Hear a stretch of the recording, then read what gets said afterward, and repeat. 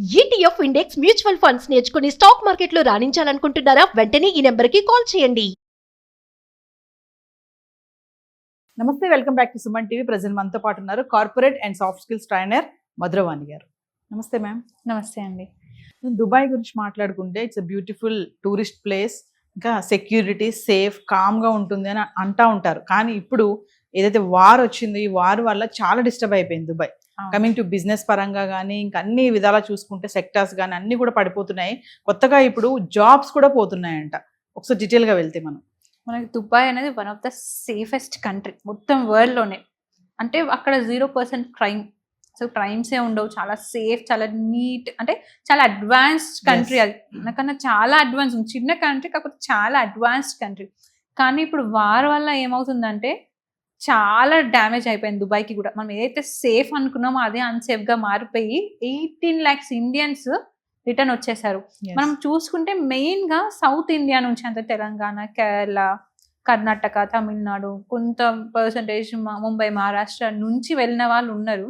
వాళ్ళంతా కూడా ఇప్పుడు అంటే జాబ్స్ లేదు, దానికన్నా మన ప్రాణం ఉంటే చాలు అన్న భయంతో రిటర్న్ వచ్చేస్తున్నారు. 18 lakhs పీపుల్ అంటే అసలు ఎంత డ్యామేజ్ అయ్యి ఉంటే వాళ్ళు ఇక్కడ వస్తున్నారు. ఎస్, చాలా మంది దుబాయ్కి జాబ్ పర్పస్ వెళ్తూ ఉంటారు. అంటే ఎడ్యుకేషన్ పరంగా కాకపోయినా దుబాయ్ ఏదో ఒక పని చేసుకోవచ్చు అని చాలా మంది. ఇంకా చూసుకుంటే తెలుగు స్టేట్స్ నుంచి అయితే ఎక్కువ మంది ఉంటారు దుబాయ్లో. ఇప్పుడు ఇంకా అందరూ రిటర్న్ రావడం జరుగుతుంది. అక్కడ బిజినెస్ పరంగా ఏవైతే ఉన్నాయో అన్నీ కూడా పడిపోవడం, ఈ ఉద్యోగాలు పోవడం, శాలరీస్ కూడా సరిగ్గా ఇవ్వట్లేదని వార్తలు కూడా వస్తున్నాయి. అవును, ఎందుకంటే మనం చూసుకుంటే దుబాయ్లో కొన్ని ఏవైతే ఫేమస్ ప్లేసెస్ ఉన్నాయో వాటిపైన మిజైల్స్ వెళ్ళి డ్యామేజ్ చేయడం జరిగింది. అక్కడ ఆ మిజైల్స్ వల్ల ఇన్ఫ్రాస్ట్రక్చర్ కంప్లీట్గా డ్యామేజ్ అయిపోయింది.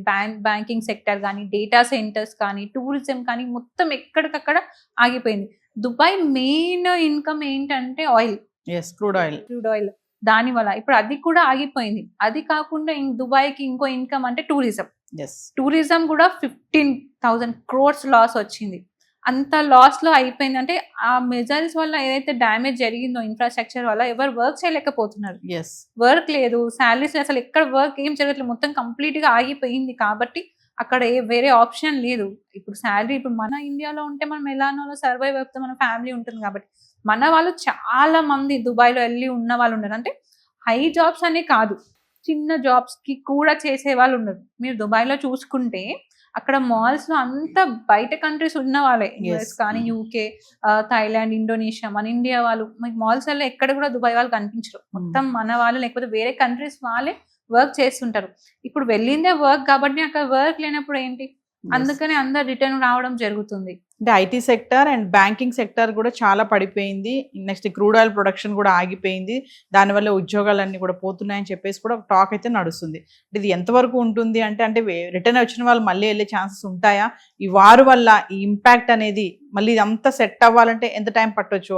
నాకు తెలిసి అక్కడ వాళ్ళకున్న అడ్వాన్స్ టెక్నాలజీతోని వీళ్ళు 6 monthsలో మళ్ళీ రికవర్ చేసుకోగలుగుతారు మొత్తం.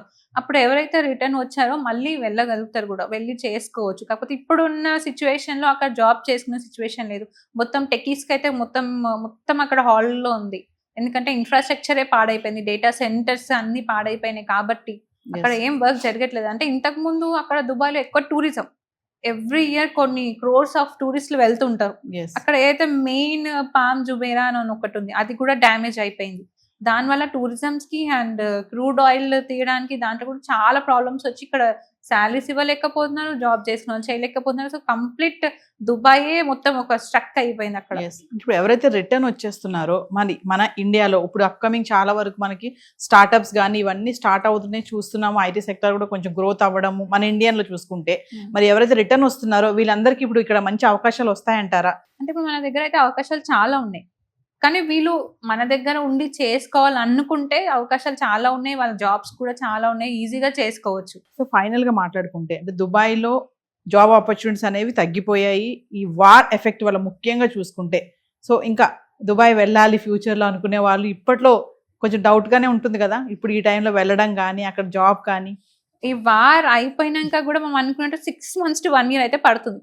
ఎందుకంటే అదొక ట్రామా లాగా అయిపోయింది వాళ్ళకి. అంటే ఇక్కడ మన వాళ్ళు చాలా మంది చదువుకోవడానికి స్టూడెంట్స్ కూడా వెళ్ళినారు, వాళ్ళు కూడా రిటర్న్ రావడం జరిగింది. ఇప్పుడు పేరెంట్స్ కూడా పంపించాలంటే భయపడతారు, మళ్ళీ సడన్ గా ఏం వార్ వస్తుందో అనే ఒక భయం ఉంటుంది వాళ్ళు. సో ఖచ్చితంగా మేబీ 6 months అయితే టైం పడుతుంది వాళ్ళు మళ్ళీ ముందులాగా అవ్వడానికి. మీరు చూస్తే దుబాయ్లో చాలా అడ్వాన్స్ టెక్నాలజీ ఉంటుంది, ఎస్ మనకన్నా 2-3 times ఎక్కువ అడ్వాన్స్మెంట్ లో ఉన్నారు. ఎందుకంటే చిన్న కంట్రీ కాబట్టి వాళ్ళకి క్రూడ్ ఆయిల్ నుంచి వాళ్ళకి ఎక్కువ ఇన్కమ్, టూరిజం నుంచి చాలా ఇన్కమ్ వస్తుంది కాబట్టి ఆ ఇన్కమ్ మొత్తం వీళ్ళు అడ్వాన్స్ టెక్నాలజీలో ఇన్వెస్ట్ చేసి వాళ్ళ కంట్రీని నెక్స్ట్ లెవెల్ తీసుకెళ్ళినారు వాళ్ళు. ఎస్ సో ఈ 6 months 1 year టైం తీసుకుని ఏదైతే డ్యామేజ్ ఇంతవరకు జరిగిందో, మనం డ్యామేజ్ చూసుకుంటే కొన్ని క్రోర్స్లలో డ్యామేజ్ జరిగింది, అది రికవర్ అవ్వడానికి మినిమం 6 months to 1 year అయితే టైం పడుతుంది. బట్ ఆఫ్టర్ దట్ మళ్ళీ ముందులానే వర్క్ చేస్తుంది. Yes so America Israel Iran war వల్ల ఎన్నో సెక్టర్స్ దెబ్బతిన్నాయి, ఎంతో నష్టం వచ్చింది.